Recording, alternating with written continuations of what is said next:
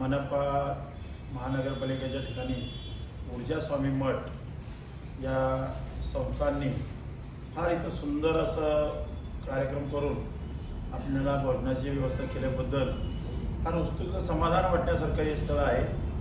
आणि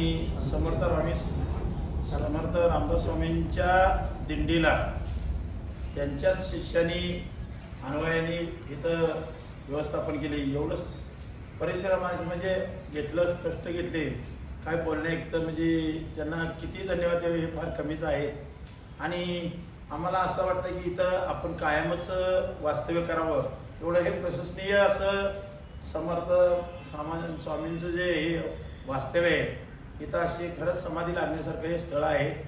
लोकांनी इथं येऊन आपल्या आनंद व्यक्त करण्यासारखी ही जागा आहे। आणि आम्ही दरवर्षी या ठिकाणी समर्थ स्वामी रामदास स्वामींच्या दिंडीच्या वतीनं शब्द देतो की आम्ही दरवर्षी या ठिकाणी प्रसादासाठी अवश्य येऊ। रामकृष्ण हरी।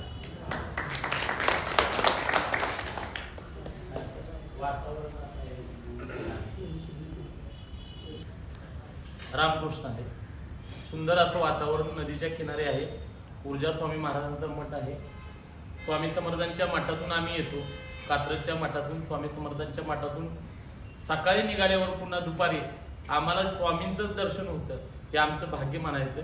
आणि रामदास स्वामी सज्जनगडचे, आणि सज्जनगडवरून आम्ही येत असताना पुण्यामध्येही रामदास स्वामींचं काहीतरी अस्तित्व आहे। आमचे अरविंदनाथजी गुरुजी तेही समर्थांचे शिष्य आहेत, आणि त्यांच्या मठावर आम्हाला राहायला विसाव्याला जागा मिळाली, हेच आमचं परम भाग्य आहे। रामकृष्ण हरी।